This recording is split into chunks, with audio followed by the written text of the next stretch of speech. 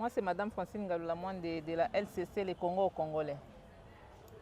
Madame Julie, maman, la secrétaire générale de la LCC.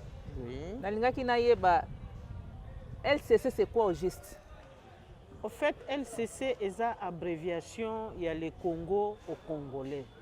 Et c'est un mouvement moko oyo tomemi yango na ndenge ya asbel pona kozongisa bana mboka esika moko balinga mboka balinga na bango et puis tokende lentement et sûrement vers la gouvernance de notre pays. Est-ce que tokoki koyeba mukolo fondateur ya LCC oyo comment on kozala nani? Bon, azali fondateur comme tel, azali président. Président juif noir Mukanya Bikosa. Ye azalaka na biso awa te. Azali na Allemagne. Ye avandi na Allemagne. Pourquoi le Congo congolais ezali mouvement moko ya ba Congo o bazali dans le monde entier. Ezate ke o congolais kako avandi na Congo to azana Kinshasa te. Eza dans le monde entier. Awa pe toza koloba, le Congo congolais est déjà implanté dans les 5 continents. Puisque bana mboka baza na continent nyonso tout oyo ezali partout le Congo congolais est déjà implanté. Ezali mouvement o eza na connotation moko te ke o ezali pona batu tel te ezali pona mboka mobimba. A tous alaka na parti politique nini, tu peux toujours adhérer dans le Congo congolais. C'est un mouvement pour le développement de notre nation. Est-ce que le président fondateur de LCC azali de père et de mère parce que tout le monde loi Noël Tchani et Matata, tu as évité ceux qui ont des pères et des mères congolais ou comment? Parce que ils ont vécu dans le président a non seulement des pères et des mères congolais, a des grands-pères congolais, des arrière-grands-pères congolais, des arrière-arrière-grands-pères congolais. Donc na makila il y a président étranger azate. Omoni kokende na mboka mopaya ezali kaka ke azalaki mwana muke baboti bamemiye. Ba mususu pe kokende na mboka mopaya bazokende pona condition oyo batiaki biso na mboka elekaki mabe yango wana bato bakendeki na mboka mopaya. Mais bambulu ezoya liboso oyo boye naza sûr que congolais nyonso lera koyoka elengi ya kozala congolais zala congolais mama oyo kelengi. L'ère koyoka elengi ya kozala congolais, tout le monde cherchera à rentrer dans son pays. Est-ce que LCC o nege toza koyoka ngo est-ce que za mokili mobimba boko kozala na effectif ya combien de membres au juste? En tout cas, pona koloba ke toza na autant de membres effectifs eza moi passe. Mais déjà to stokomi na effectif oyo kaka o te répertorier toi déjà na ba 4000 quelque to ko tendre vers ba 5000. Kaka ba auto sito répertorié neti lelo to implanté ba on ba kotité l'air ba kokota donc ekozala penza batu baze belé makasi. Merci mingi na moi motuna totuni na ba réponse na bino toza un peu satisfait na moni bande ko sima awa ndeko temple de la présidence na pesi yombote mingi na yambio na kati émission na biso na ngina poser quelques questions na moni okokani na président na bino ya LCC. Mais c'est juif noir. Peut-être cause à la descend des pères et des mères. Hein. Merci Namutuna. Président LCC, comme on a eu Job Mukanya Bikosa. C'est mon grand frère entre Nganaye et Yana Batumi Satouazana Kati. Donc, ressemblance aux autres, vers ce Mukanya. Apport na yozani na Kati à partir à LCC. Voilà. Tu es vraiment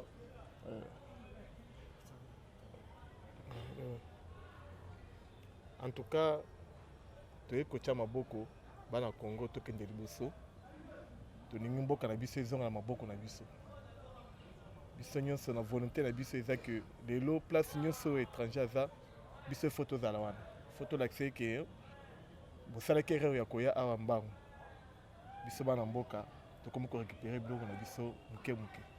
Tolandaki lobi na parler du peuple sur loi ya Noël Tchani. Namoni eza ko bala na pezana LCC oyo. Est-ce que loi Tchani a tiré qui yango na LCC te? Tout est possible. To banda mouvement kala faut appeler Tchani Abino, net na moni le Congo congolais. Nga pe na profiter wana na cha loi nanga esimba. Biso to tia maboko. To nga verrouillage wana ya président ezala kaka. Pour mboka biso ba étranger ba dirigeant mingi. La minute biso moto dirigeant nana.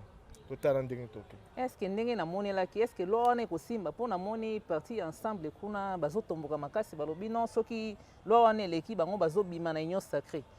Sort na biso kozala nini donc tondimaki tosala union sacrée na bango siko soki bango babimi omoni te ke tokofaillir. Réponse dans les Congo congolais. Les Congo congolais. Oui. Merci beaucoup ndeko na ngai. Papa na ngai kotuna moke okolimisa nga mpona Monsieur Ig namoni oza parmi biso na kati ya émission na biso. Okoki ko se présenter na yeba oza nani na kati ya LCC. Merci beaucoup pour la question. Comme on a Monsieur Hugues Panumvita, baninga babenga nga Ballon d'Or. Donc naza juste membre et parmi les effectifs il y a na Asbel le Congo congolais. Voilà. Na yoki lobby za Asbel. To woite. Lobby nango ekokoma eloko mosusu comme parti politique ou comment?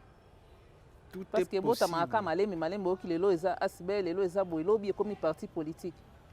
Tout est possible parce que pour parti politique peut ezalaka lisangaka ya bato. Tout est possible parce que depuis le Congo congolais bandi idéologie nango, je crois nyonso to sala tozana une vision ya longueur d'avance. Pourtant to lancer le Congo congolais lelo to moni bandeko mususu bakena on ndenge ya loi. Tant to yebisaka fati pesa biso carte d'identité bato mingi bamonaka on le roi aventure mais lelo to moni comme réalité. Donc tout est possible. So il faut tout comme un parti politique, pourquoi pas. Donc le roi ba idée za bien bato ba roya olanda idéologie na biso. Soki lelo bokomi to komi parti politique. Est-ce que boko tike la président Félix Tshisekedi pema parce que boko linga pe jif no akolinga pe a postuler en tant que président il y a parti politique parce que na moni za vision mon chef de l'état akotike la nzela te. Bon, et ça parmi ba objectif na biso na kati ya statut tout ça d'abord pour un soutien il y a ba œuvre ya chef de l'état. Donc toujours soutenir ba idéologie ya chef de l'état. Le chef de l'État azana kati le Congo congolais na pensé donc tout tiki la ba mandat na ya ki na ngoti na suka biso to soutenir ye kana sima. Voilà. Merci beaucoup na ba réponse au pesi biso toza un peu satisfait na linga ki na yo ka pende ko na biso Vincent Moke pour to eni temps ezokende Tout est calme. Mbote ndeko nanga Vincent nayebi ke babengaka tout est calme maneni koloba nini penza parce que namoni Congo mboka makambo ezotambola te tout est calme sur base de quoi?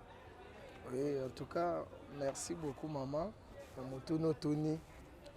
L'air tokomaka tout est calme, cela veut dire tozalaka na confiance il y a actuel chef de l'État Fachi azo prôné changement. Le quoi biso moko tozalaka déjà convaincu que oyo aza na sommet à l'État aza na bonne foi aza mwana mboka congolais des pères et des mères na yango bomonaka tolobaka toujours tout est calme donc na Fachi nyonso eza na kimia bref naza na bamakambo ebele nako rencontré mais temps eza te. Mais namonaki yo na kati ya Assemblée nationale et plénière ezalaki avant-hier pour un dossier à loi ya congolité. Est-ce que loi wana oyo moni yango ndenge nini? Est-ce que koleka ou bien koleka te? Non, maman journaliste, ce que moni mutu azo sala débat sur loi ya congolité d'office, il faut mbala moko comprendre. Donc eza kutu eloko te ya kotuna na mitune belete. Le Congo au congolais. Congolité d'abord. On a 18 ans, il y a président Kabila. 18 ans, on a tout l'équipe de Konabiso, on a tout la nationalité na été. Et nini est pessibiso na mboka. Et pessibiso na yelogote na mboka. Donc Kabila Kambibiso, tout tikala kondima identité na été. Bref, atiki mboka na biso par terre. Tous les domaines. basecteur nyonso explication kutu soki nalobi napesa yango ngonga ekokende mpo mutuna ngonga temps mpe eza te. Ok, merci beaucoup. Na moi ngonga moke nazwi bino nasepeli mingi koyoka baréponse na bino naza un peu satisfaite, mais président na biso juif noir nayebi te soki bokopesa mwa dédicace mwa mbote epa na ye parce que nayebi ke bililo ekokomela ye mpo ayeba ke tozosala mosala awa na kati ya Congo, le Congo congolais. Ah oui, en tout cas wana tobengaka ye initiateur, tobengaka ye autorité morale, tobengaka ye visionnaire. Grâce ya vision na ye nde biso toyambi vision wana na esengo. Juif noir avandaki vraiment réfléchir.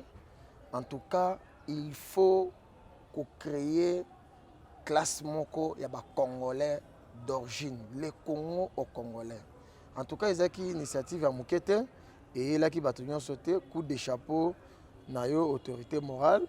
En tout cas, nzamba abakisa su makanisi abakiselo su ebele na oza nango. En tout cas, toza na sima vision pour na ko soutenir yango. Donc, bon week-end na bisiko zali. Merci mingi papa juif noir napesi yo bambote na ngai siko zwami air oyo na kati ya Allemagne. Napesi mbote na vice président papa Élysée Mwamba. Napesi mbote na mama secrétaire général mama Julie nayebi ki aza koyoka ngai. Napesi mama Fatou ata oleki na émission te zwa bambote na ngai ba dédicace na ngai komela yo. Merci beaucoup. Napesi mbote na bandeko nyonso ya LCC Congo congolais mokili mobimba. Merci beaucoup madame. Napesi ndeko na ngai ya mwasi oyo nalobaka lipasa na ngai Shira Bakayamba de longue jambe. Vraiment napesi yo mbote, merci na musala ozosala. Frère aussi, quand ils voyaient les étrangers piller, aller construire, eux aussi piller, aller les suivre, aller construire chez eux. Mais au final, à un moment donné, on va tout leur confisquer. Et ils prennent de l'argent ici, ils vont acheter des maisons en Suisse, ils vont à Panama, ils vont par-ci, par-là.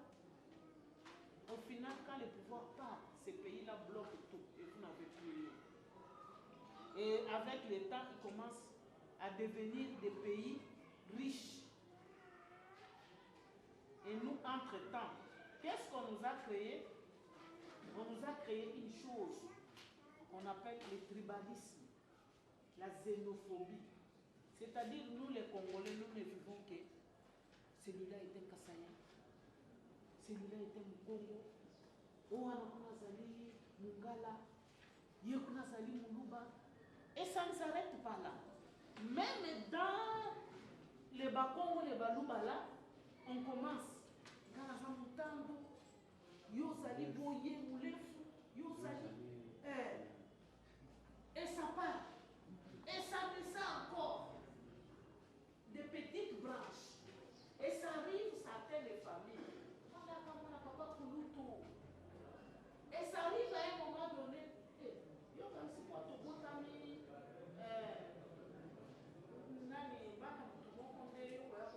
Vous voyez comment on vous a ôté la peau.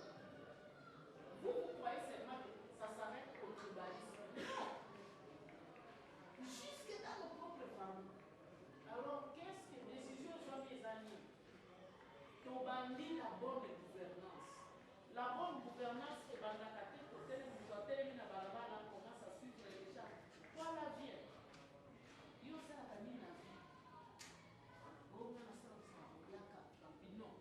La bonne gouvernance commence par des groupuscules. Ndenge to bando sala ba groupe boy. Ndenge to bando sala ba groupe boy. Oza na moyen oyo ya kolobaki avec le temps. Bomoni eloko babengi ba parti politique. Hein? Bakomaka puissant pour ali. Kwa basangana. Basangana ka, basangana. Soki eloko moko ebimi, mobenga pe parti politique wana, hein? Yepe kota na ye yango wana. Biso pe ba peuple pe tovandi kaka ngo. Na sepela na papa moko alobaka eloko moko kitoko tabulei. Alobaki ni mukolo kongole nyonso akotele na kosala politique ndenge toloboka ndeko. Et c'est ce que je suis en train de voir. Nous sommes tous devenus des politiciens. C'est une très bonne chose. Owana babengi yango tokoko benga ngo éveil patriotique. Puisque maintenant tout un chacun commence à s'intéresser des choses et des pays. Bien que on nous a amenés dans le mal, du moins il y en a. On nous a amenés dans le tribalisme, dans le quoi. Vous savez, je dis toujours, les riz quand on les fait, les riz est sale, avec beaucoup de saleté là. À force de tamiser, à force d'enlever les saletés, les riz devient propre. C'est ce que nous ici présentement, nous sommes encore dans le toboï là, dans le désordre, mais nous devons commencer quelque part, commencer à en parler. La Bible dit la foi vient de ce qu'on entend. Et nous, le peuple congolais, l'amour viendra de ce que nous allons entendre. C'est parce que nous avions tellement entendu de mauvaises choses que nous sommes tombés dans le tribalisme. Maintenant, seulement avec nos bouches, recommençons les choses. Qu'on ne vous trompe pas. Moi, j'ai déjà posé à un monsieur, je l'ai trouvé tribaliste à outrance. Je lui ai posé la question, quand vous allez à Brazzaville, on vous coupe en morceaux. On vous pose la question, toi tu es de quelle tribu? Oh non. Mais alors quoi? De l'autre côté, vous avez Zaïrois. Que tu sois Moulouba, Moukongo, Mungala, Mouswahili, on vous met dans la même moule. Zaïrois. Zaïres maintenant en Angola. Mais vous quittez là-bas en Angola, on vous coupe un petit morceau, on vous renvoie, vous arrivez ici, Ghana Congo. Ghana Mtete là. Cette histoire-là, ce sont les Blancs qui nous ont mis en tête. Pourquoi? Pour nous diviser, on dit diviser pour mieux régner. Voilà. Et nous maintenant, qu'est-ce que nous allons faire? Nous allons les surprendre. Dans nos réunions comme ça, nous allons parler de l'amour, nous allons parler de bonnes choses pour nous. Vous savez, dans la Bible, le Seigneur avait dit à Abraham ou Moïse, bénis les pays, bénis les enfants d'Israël, et moi je bénirai. Qu'est-ce qui se passe avec nous? Nous tous, nous maudissons ces pays. Mboko ekobongate, mboko ekobongate, mboko yo ekobongate. Zambe na ngai toteka, tokabola morceau, tokabola peteke. Vous êtes sûr que quand les prédateurs, les hauts placés vendent ces pays, tu auras même 100 $. Mais pourquoi maudire? Imaginez-vous vraiment, il y a deux sortes de mamans. Des mamans qui maudissent leurs enfants et des mamans qui bénissent. Et automatiquement, ceux qu'on bénit aillent de l'avant. Ceux qu'on maudit tombent. C'est comme ça notre terre. Nous devons commencer à la bénir, à la bénir. Je vois les gens, les étrangers qui rêvent de devenir des. Et vous savez ça. Les Chinois, ce sont les premiers qui adorent ces pays. Et les Chinois ont développé à cause de ces pays. Avant 1960, le monde entier était pauvre. Quand on voulait faire des télévisions, on faisait des bombes derrière là-bas. Pourquoi? Puisqu'il fallait réunir beaucoup d'éléments. Pour faire des appareils téléphoniques, c'était des gros comme ça, avec des crêtes.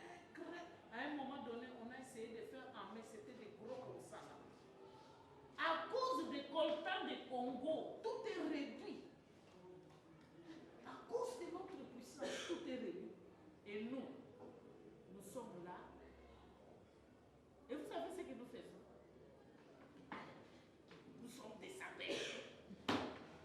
Vous comprenez un peu? J'ai mis son gars dans la Versace à la maison, tu dors à femme. Vous comprenez un peu? Nous devons quitter tout ça. Papa, oui.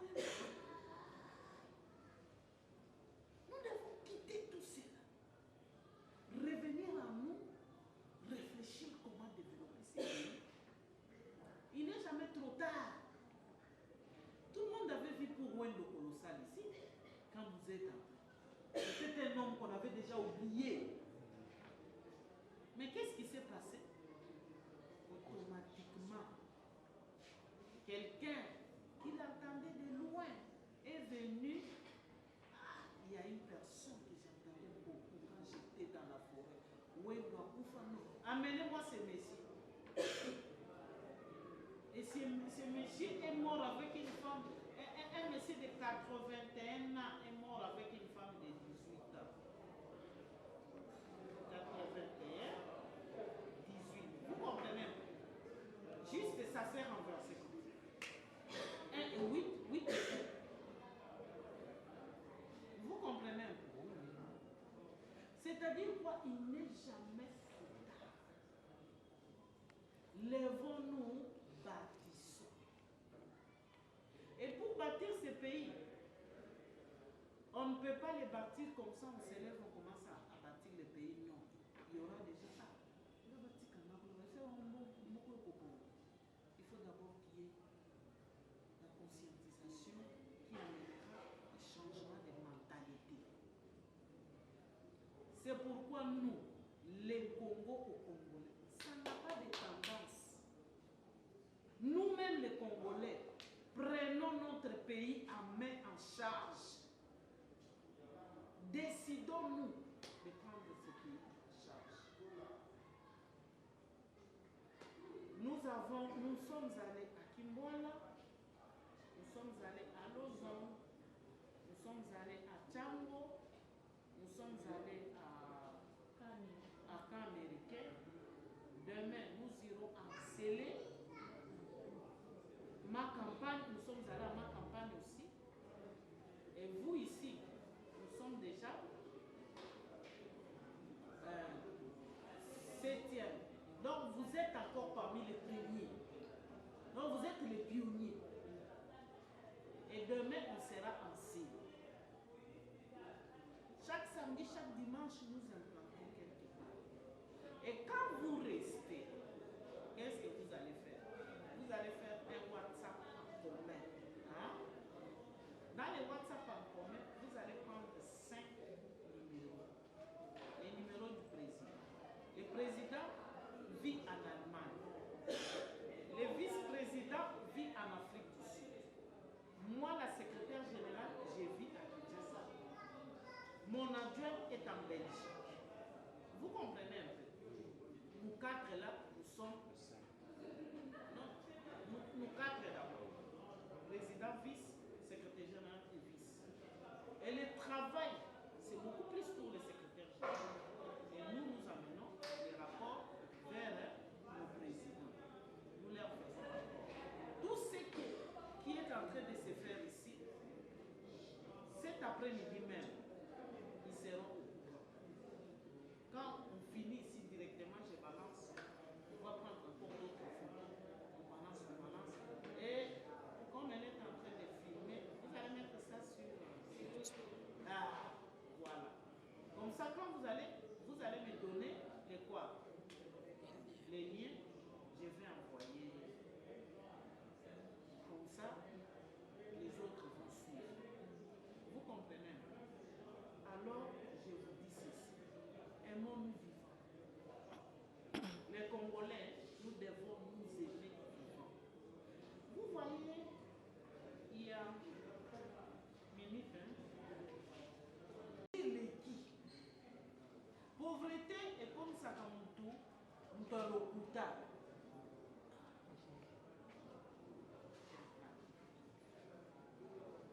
Celui-ci, c'est M. Templar.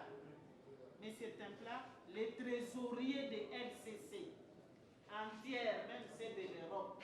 Voici les trésoriers. C'est les petits frères du président. Hein? Notre président s'appelle Juif Noir Mukanya Bikosa. C'est ça son nom. Le vice-président s'appelle Élisée Mwamba, celui qui est en Afrique du Sud. Et moi, secrétaire général, je m'appelle Julie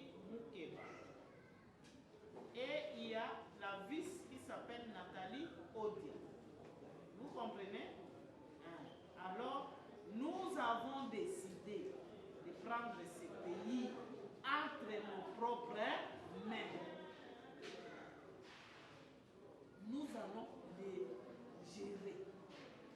Tokotiki na lisusu bapaya basakana na biso te.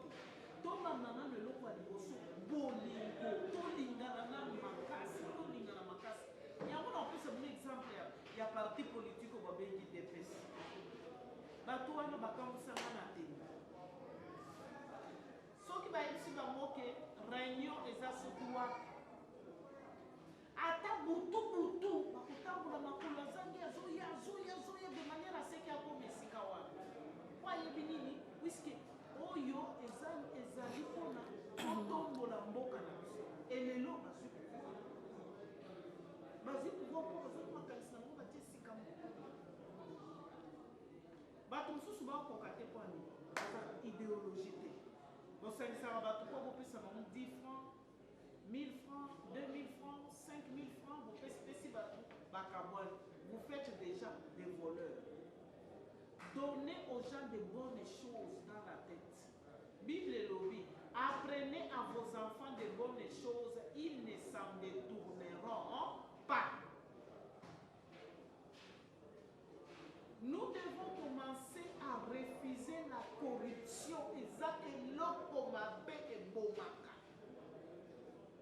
Ba corrupteur nini bopesa na exemple obomona na Congo babonga ba mouvancier boyo ba bango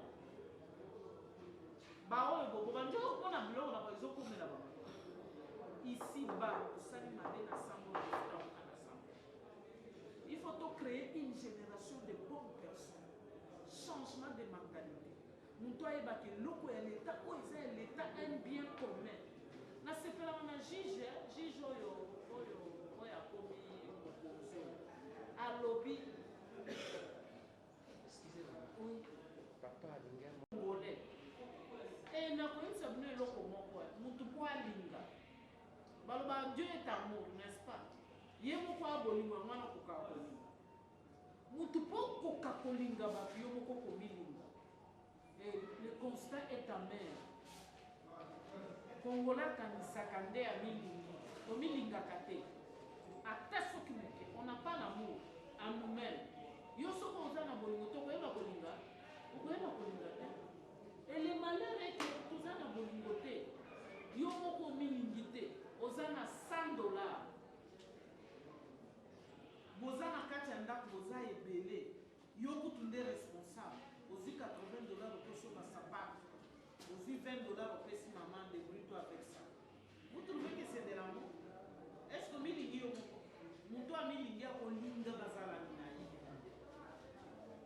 Aux yeux que vous sommes à sa part $80, oh, il faut tambour à la mona ma belé. Non, mon précis ma belé valeur. Bateau Bazana bon mori, au tiki baron de Nioa. Au comment a papa pays à Outi Moussala, Azana 50 000 francs dans la poche. Akotingana bantu babandi kovana na mesa azaka azuka na kati ya mbongo na ngo 10 000 francs patie ko 40 000 francs bon na kati ya 10 000 wana ngo 2 000 afuti na ndako akomi na ndako azui 1000 francs wana mama na mbongo na mama ala mbona quand on futi na ngata transport mieux c'est que na poche na maman sur 2 000 francs à payer sur 50 000 papa tiki na ndako combien 6 000 francs.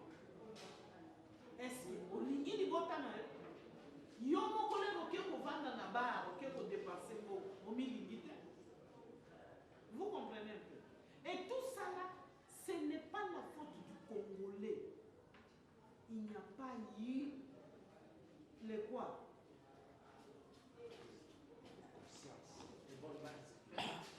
La bonne gouvernance, puisque tout s'apprend, tout sauf rien.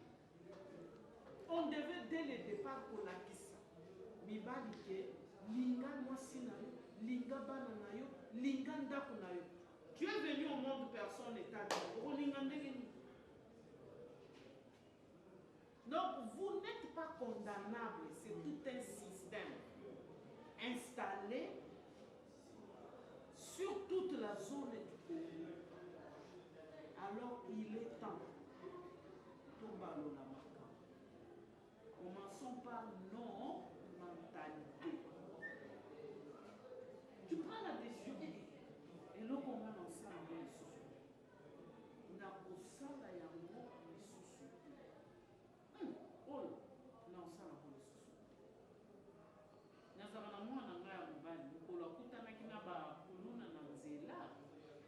aloba ne likambo ya butu kotambola na butu papa na ngai kotambola na butu eza mabe kotambola yeyaka kaka na 3 heures na 4 heures autaka wapi na mitunaka outaka wapi nous j'étais avec des amis à quelle heure vous vous séparez mokolo mosusu natiaki kaka maboko ya nzambe mosusu ozokunda kutani na bakuluna mbangu moko babandi bamosusu bakosiebiseli machete na si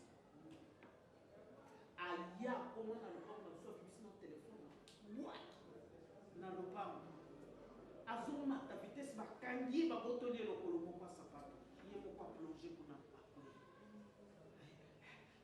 j'étais attaqué par les colons papa takota moke oza nango te nzambe na mefale bapapa yo ata moke kosa botoni ngai bando rappele yo mikolo nyonso ke abi la peur que j'ai eu en tout cas ndenge aza wana soki 20h30 place ekokende wana abengi mama je suis chez mon ami David je dors là ok bravo sinon te 19h30 yaza na ndako et nos enfants kulunana bakomi kuluna ndenge par manque de travail par manque d'éducation les parents sont devenus démissionnaires. Pourquoi? Puisque tout l'argent part chez les 2%. 2% wana bao baza nano bayibaki boso ya 2% ifo nano bakota nano bamakalati bavivre nano nsima ngo baoyo bazosimba bokonzi bayebake oyo na kosala te mbongo na koyiba te eza ya ngai te. Oh président na biso mwana mboka ni ya yango numéro 1 na biso alobi une sorte d'omerta. Donc système moko en silence. Je vole en silence, tu voles en silence, il vole en silence, nous volons en silence, vous volez en silence, il vole en silence. Et tout le monde sait que tel vole et on sait. Et aujourd'hui, nakata FCC il commence à se livrer. Façon yibaki on est les quatre, on te livre. Quand bien même ils étaient ensemble, mais il y avait ceux qui volaient alors voler.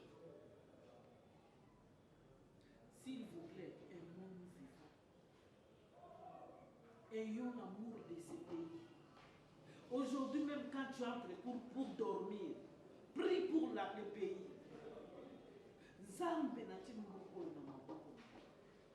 C'est toute une petite graine comme ça qui produit un grand arbre. Seulement ta petite volonté d'amour du pays, de le remettre entre les mains du Seigneur. Zamba yo kaka, nous pepe muke au Bible lobby, il y a eu un grand vent, il n'était pas là, il y a eu quoi? Tout ce qui était grand, le flot, il n'était pas. Il était aussi petit. Les tout petits là qui diront au Seigneur. Vous voyez, lui, nous bakati mutuloboko nyonso na mokuwa nyonso bakati etikali mosumu moko etembeli ata moke baprofite na vie wana po bazongisa. Vous comprenez? Mais soki loboko mobimba ekatani ekwei na se bazongisa basu, puisque ça c'est déjà mort.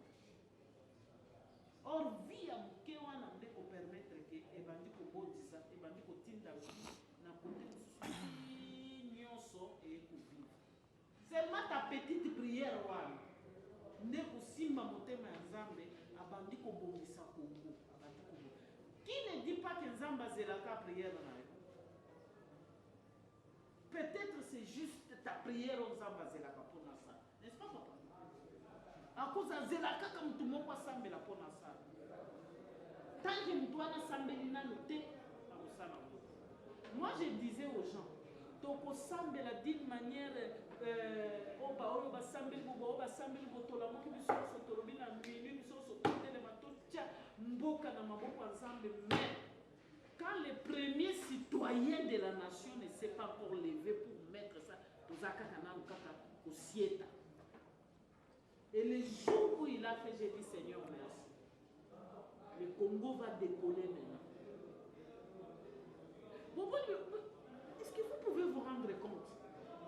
président de la République a qui kaka na Est boye, il décide kaka boye bon, je paye les gens viennent ngamu kona mona ndenge bozo futa. Est-ce que ça pouvait venir de lui? C'est le Seigneur. Oazon la kisa, ma baby ski ezali, ma baby ski ezali, ma baby bacha effectif 21 000 militaires. Ba militaires ba obima 5 millions. Mon vendu wana. Mais où sont les autres fictifs? Kagame Mikolonio, il n'y a pas de guerre, il n'y a pas de guerre. Surtout le Tondo.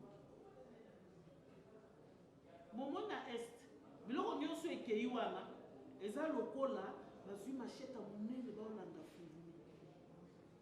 Vous comprenez un peu? Or Fourmi, vous avez qu'à finir ici. Eza donc ba armo batindi, biloko nyonso batindi wana. Mamona na batumba. Babini batani badef bazaraki badef basaki bana la population du Congo. Boutounion surtout à Bini a vu machette à Kéya papier. Donc on t'a mis kaka parmi bateau ba papa ça il tourne la façon pour ma biso. Un moment les hommes c'est qui faut les vous comprenez? Pourquoi? On va les besoins de ça dans ma bête pour pas contrôler notre bouilliba. Mais pourquoi ne pas vous entendre aller seulement en silence, commencer à binonion, surtout à zut partout, vous bénissez d'une manière étatique, bateki yango, bayebineni na kokabola, ba créseur, bazu moye, bazu moye. Ça pêche à quoi? Mais maintenant, quand l'ordre va revenir, bato va voyer pour la boline. Ndenge moko ke tozali en Kinshasa.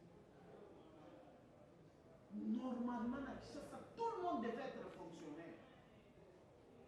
En attendant que nous tous au monde, nous savons aux 6 à 6e année, nous avons comme fonctionnaire. Aux humains matraqués, ce qu'on va dans le là, nous avons classé place de côté. Tu as 100 000 francs par mois. On peut se retrouver, nous savons, moi, chez lui, ça t'a mon somme. Mais quand même, j'ai quand même 100 000 francs quelque part à la fin. Pourquoi il faut m'arrêter dans ma boîte à la puisque l'autorité, mon père, mon cousin, fictif, 5 000 personnes. Hier, ceux qui m'ont tout bon, c'est déjà 5 000 personnes. On a 5 000. On a 5 000. Déjà, 10 personnes. On a 50 000 déjà. Or, ceux qui 50 000 Congolais basés, un soulagement, 50 000 Guinois. Sur le cas que bana ba 6e année des humanités, bon matriculé ba. Et puis ba yebi que mukolo comme ça bakati konakawa. Moyo bombe kozala puisque il y aura entendu ce jour bobo comme ça. Ce qu'on a d'étudiants, ba boye ba étudiants attendent. Ce qu'on si classe on te donne du travail bakati. C'est comme ça que ça devait faire. C'est faire pourquoi? Puisque notre pays est immensement riche. Mais on n'en arrive pas là-bas pourquoi? Pour toi distrait. Vous voyez bien, toi très distrait. Tout la moukana pongi, même si vous avez lié sur ton ventre. Vous avez dit que vous avez dit ça, c'est le problème. En te faisant ennemi avec les gens, tu gagnes quoi? Vous voyez la vie, hein? Il faut toujours réfléchir. Dans c'est le il faut ça on a profit. Vous voyez, la race, mon corps, n'a fait aucun sango carrément comme profit. Race à la métisse. Hein? Métisse place à Zali, ceux qui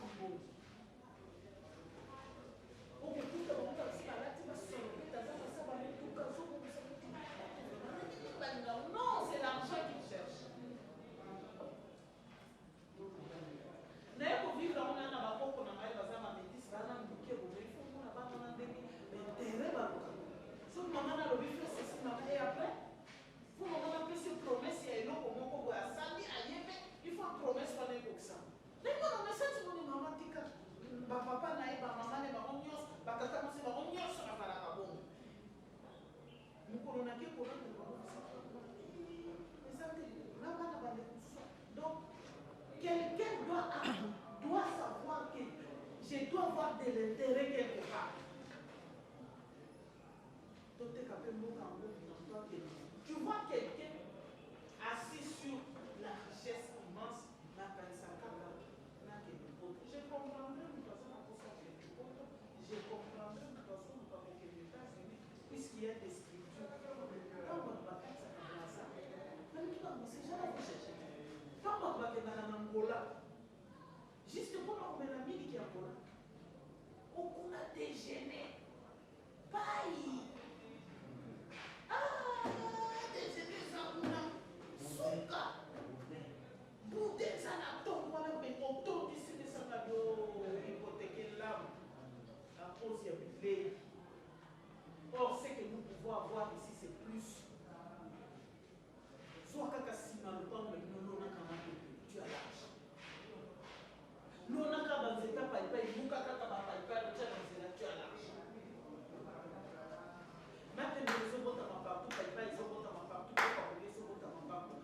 Faites tout cela là, ça c'est là. Et c'est là.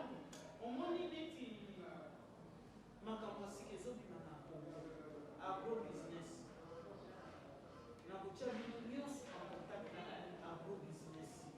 C'est-à-dire quoi?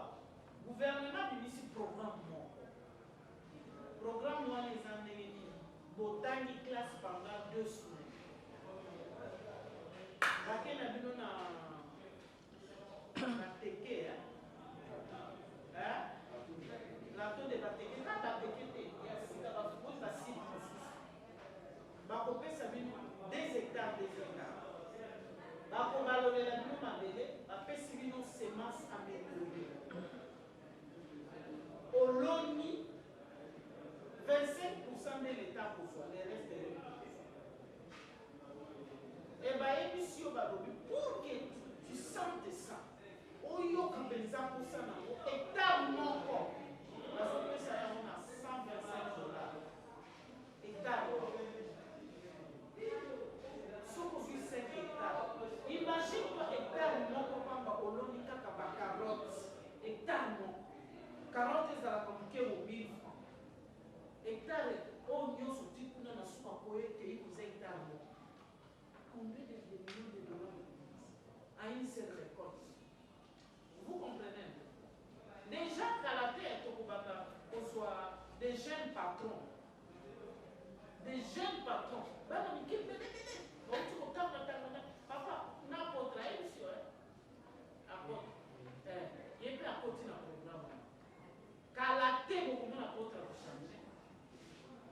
En tout cas, dans 6 mois, on peut transformer. Puisque ce que l'on veut,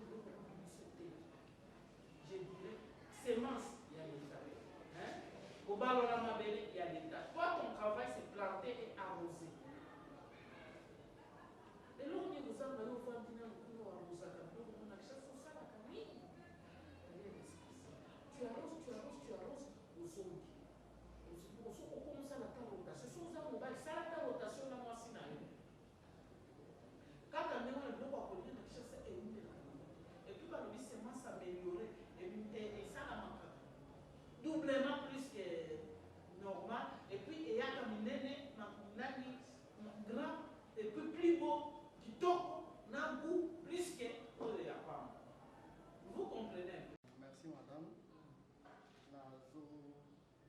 Tout le monde, qui est comme Nanga Henri, la fin de la juste d'abord, je vous remercie pour le titre pour les Congo, Congolais, en tout cas, les alliés madame. Et surtout, dans la déclaration, nous sommes aussi pour ça, nous expliquer, nous sommes vraiment madame. Je vous remercie pour cela et la équipe mobile, vraiment merci. Mais question nanga ya mukie o la linga ki na yeba ya au lobby eza nango makambo etali politique te mais ekoki ko empêcher biso te pour que to maman alingi na yeba to bandi awa lelo to bandi na biso bien parce que eza nango juste kaka organisation moko ko eko etali développement ndenge to yango eza nango association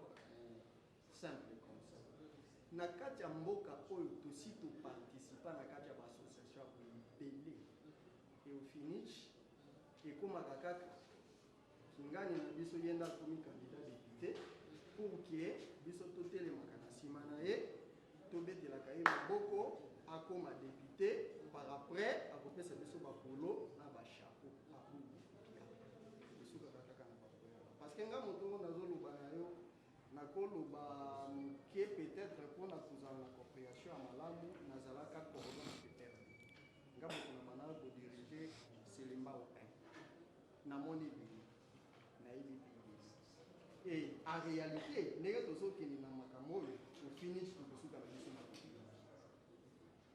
moko akobima peut-être candidat présidentiel député national provincial eza nango mabe te na nyonso wana eza nango mabe te mama lobi tokoya kosuka kaka na lolenge oyo tokosuka kaka boye boya na ba 1000 francs ya boye tokomi boya et finalement se retrouvaka na esika moko te bose retrouvaka na eloko moko te nini ozorassuré biso bon okotaki oloba makambo ya métissage biso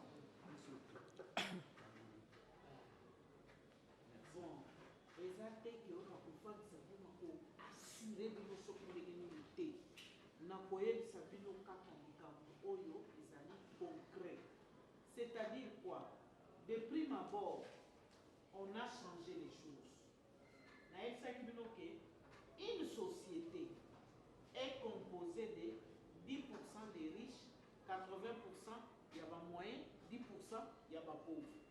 Par contre, de là où nous venons, 2% des riches, 98% des pauvres. Vous comprenez? Il n'y avait pas moyen de se retrouver.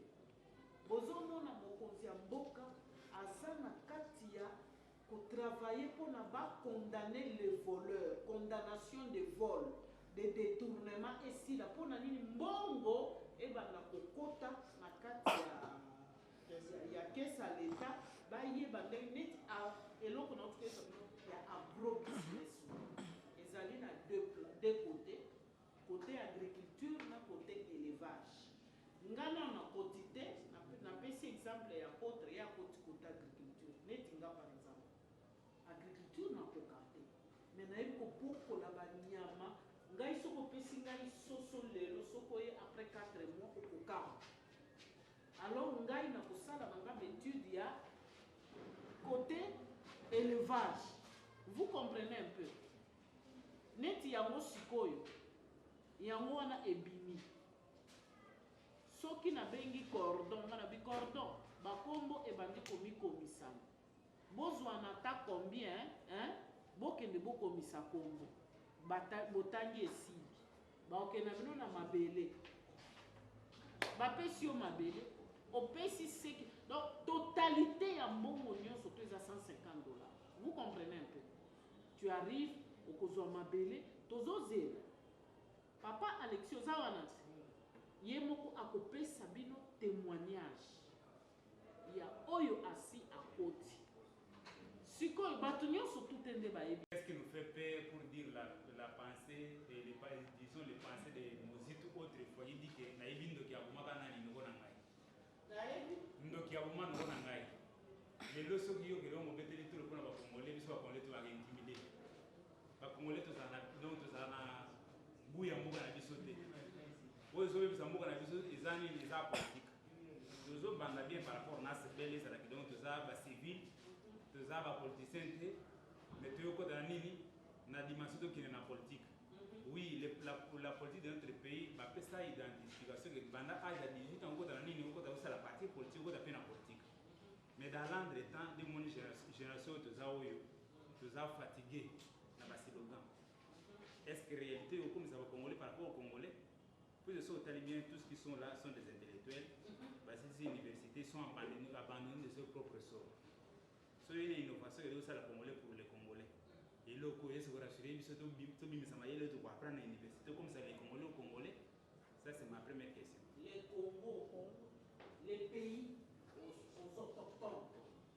Vous comprenez? Si vous avez tout contre les bisous, vous avez dit Congo pour les Congolais. Pourquoi Maman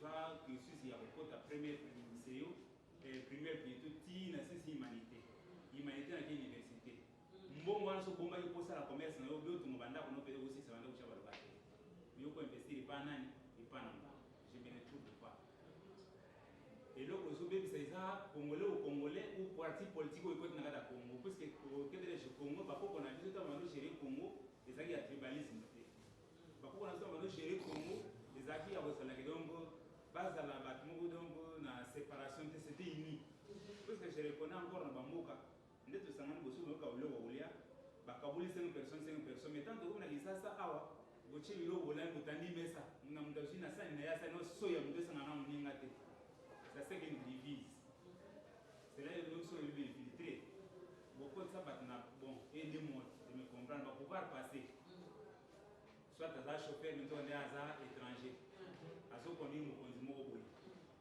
bokani sito yewa na kasketa tu sur lingala mais on est dans muzungu ya muzungu lingala hapo président de présenter une députation lo bien comme pouvoir ngam na mimaki na pouvoir na ko musika na mama yo lelo yo kutana biso ba Seigneur, nous avons parlé, nous nous sommes posé des questions et nous avons répondu à nos questionnaires.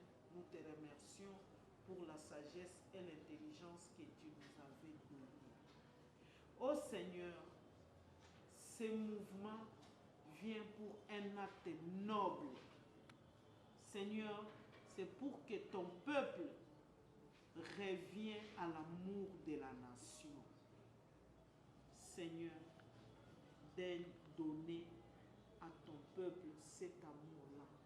Que la semence qui vient d'être sémée ce soir, petite soit-elle, Seigneur, qu'elle produise un grand arbre, ô Seigneur, qui fera abriter les autres.